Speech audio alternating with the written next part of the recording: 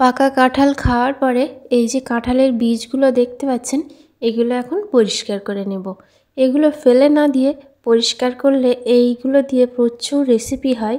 আর কাঁঠালের আটি কিন্তু পুড়িয়ে খেতেও খুবই ভালো লাগে। তো দেখুন বীজগুলো সব এক জায়গায় করে রেখেছিলাম। এবার একটা পাত্রে পানি নিয়ে বীজগুলো সব এভাবে পানিতে রেখে দিচ্ছি। আর অল্প কিছুক্ষণ ভিজিয়ে রাখলেই না কাঁঠালের আটির গা থেকে যে আস্তরণগুলো আছে এগুলো কিন্তু খুব সহজেই পরিষ্কার হয়ে যায়।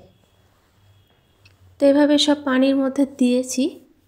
এবার অল্প কিছুক্ষণ পর দেখুন এই যে আটির গা থেকে এভাবে কি সুন্দরভাবে পরিষ্কার হয়ে যাচ্ছে।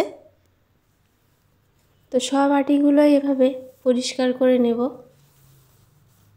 খুব বেশি সময় লাগবে না, খুব সহজেই এগুলো পরিষ্কার হয়ে যাচ্ছে।